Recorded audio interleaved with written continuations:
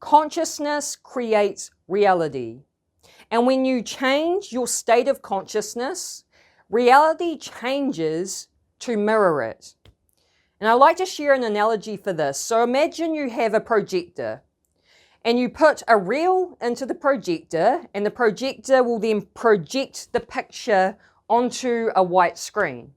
Now, if you take that reel out and you put a different reel in, it's going to project a different picture onto the screen.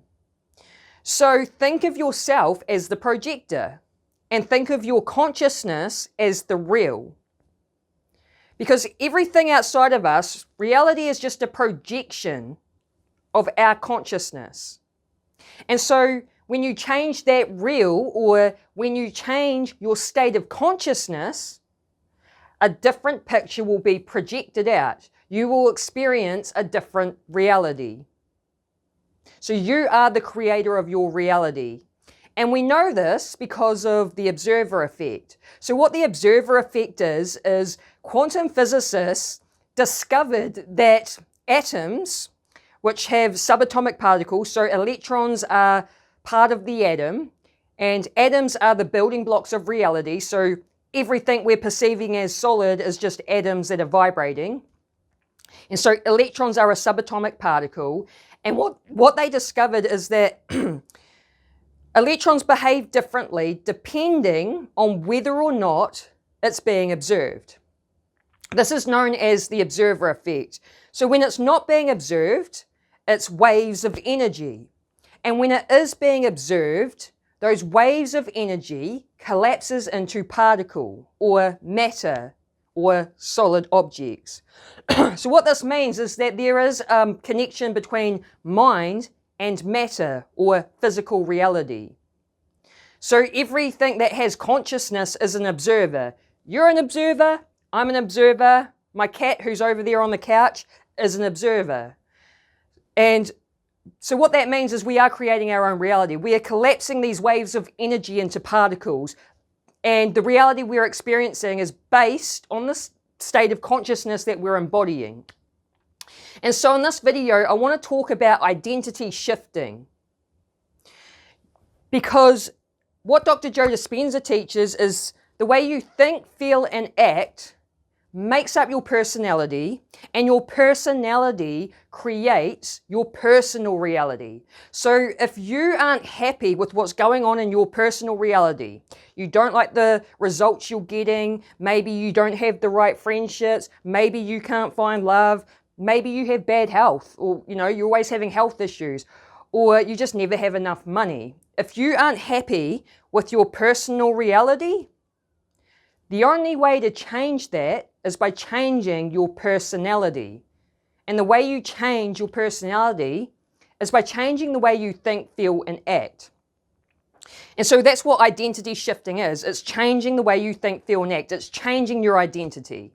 So your identity is flexible, like a piece of spaghetti that's been cooked. It just wiggles around, right? So it's flexible. You can change your identity however you want, whenever you want.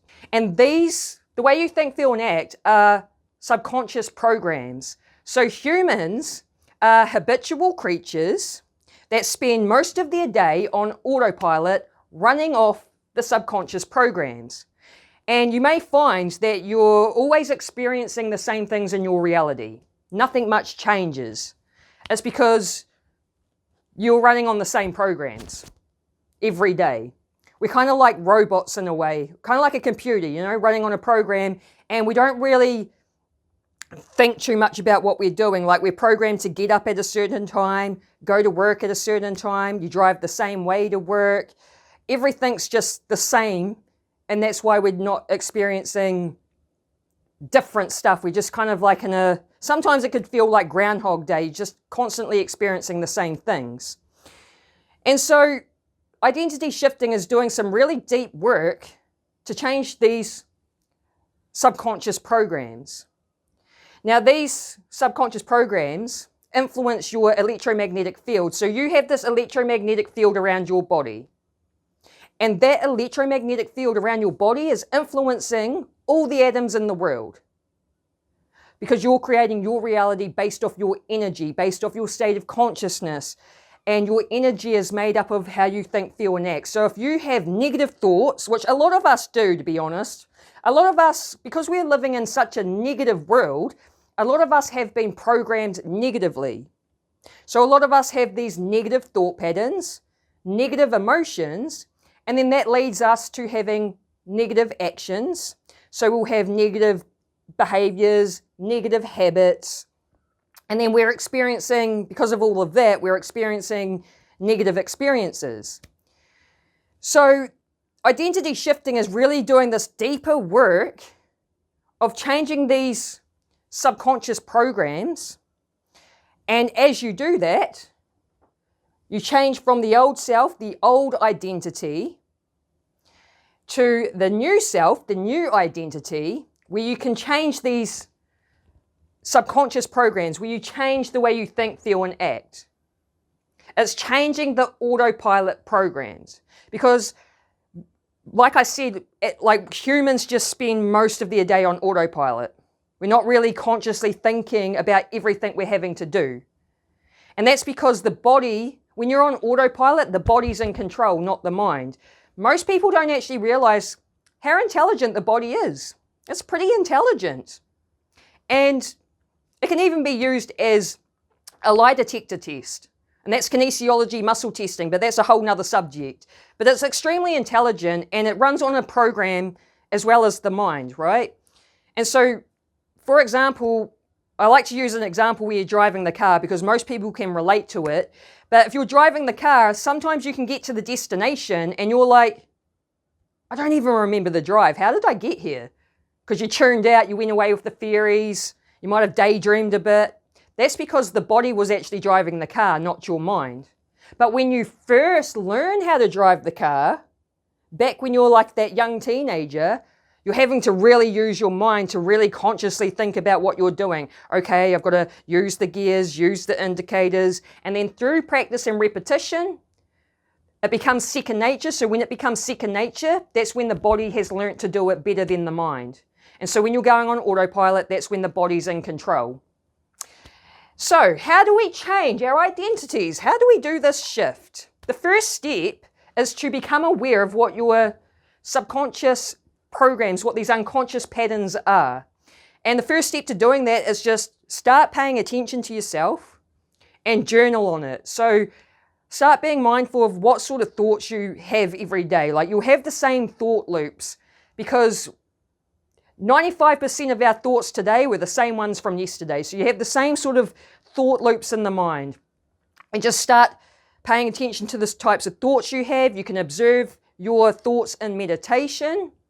And then also start observing how you feel most of the time. Like there'll be emotions that you will consistently feel. So for example, when I learned this work, I realized one of my unconscious emotional patterns was frustration. I was someone that would get frustrated easily. It didn't take much. It could be something small that could just set me off and, I'm getting frustrated because I've been programmed to be like that. So be mindful of what sort of emotions you're feeling and your actions and behaviors. Start journaling it down. And then once you've journaled it down, you also actually want to become aware of your triggers and reactions. Because a lot of us get triggered. We have these emotional reactions. And so it's very helpful to become aware of your triggers and your reactions so you can work with them as well. And then once you become aware, start observing it in meditation. So I've been applying this work since October, November last year. We're in, August now. So I've been doing it for a while, and I, was observing these programs of mine in meditation.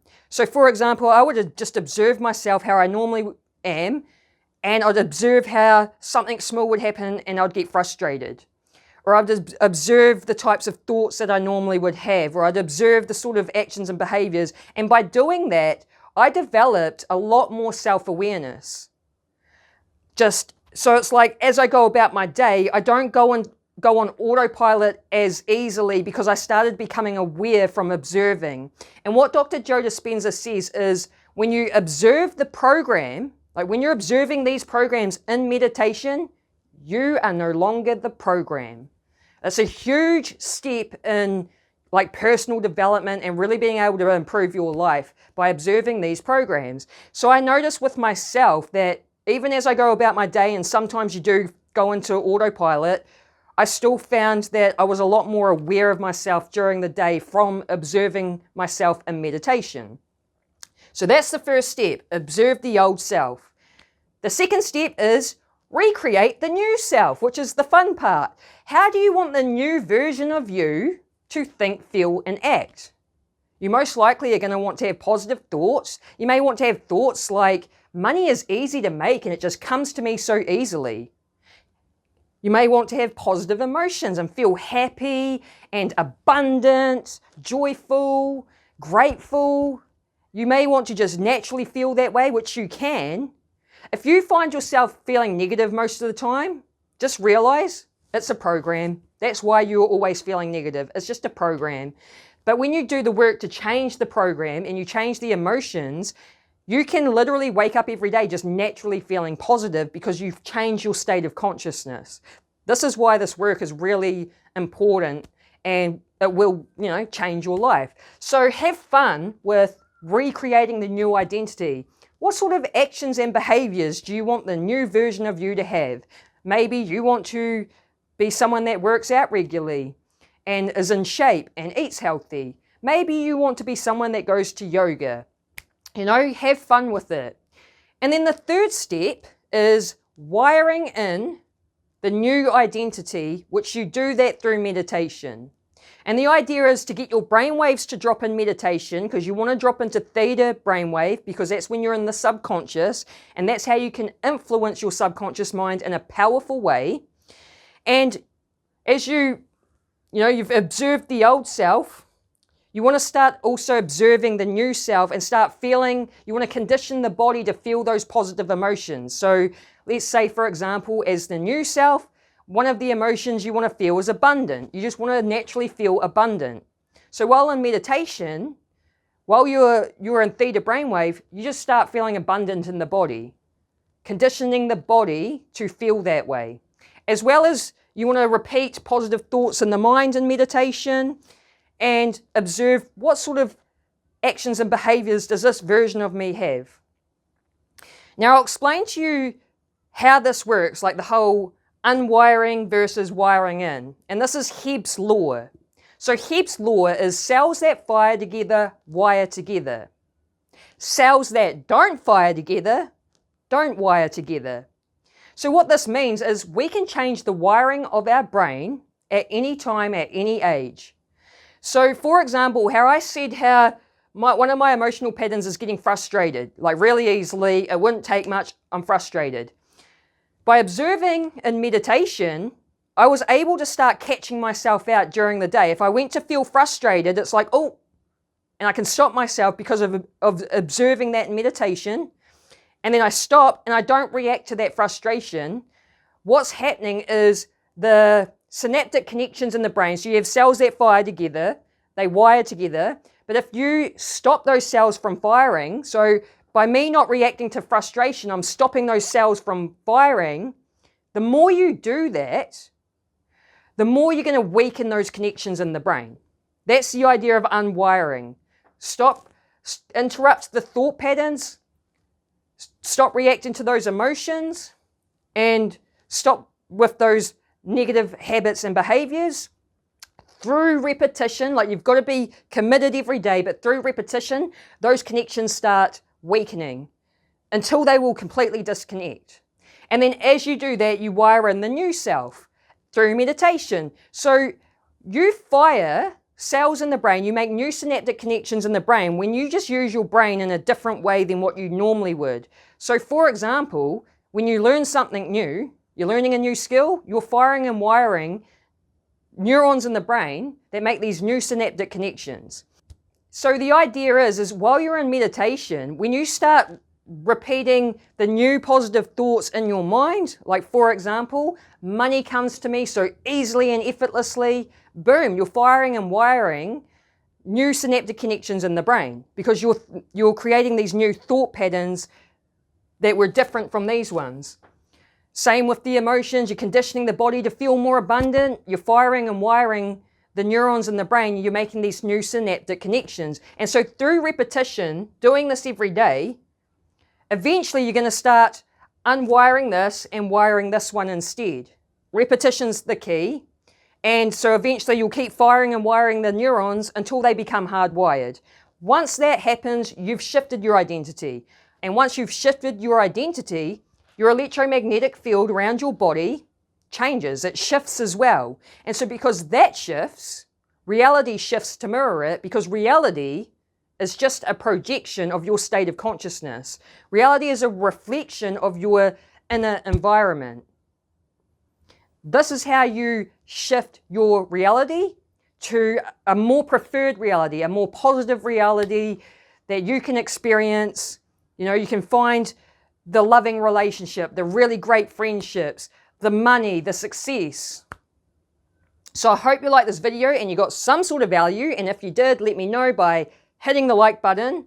And the reason I wanted to talk about this on my channel is because I am currently creating a coaching program, a 6-month coaching program that is designed to shift your identity, to recreate your identity into a new and better version of you so that you can live in a much better reality and have a much happier, more positive life. So I just wanted to put that out there. It's what I've been working on right now. I plan to have it finished this year, and then I'll be out looking for some clients. And I've already got a couple of people that are interested in going through my program, which is awesome. So I just wanted to put that out there on my YouTube channel because I don't think I've actually mentioned it yet. And I just think this is really powerful work that will really improve people's life. So if you like this sort of content, make sure you subscribe and hit the bell notification. And I hope you have an awesome day. Peace.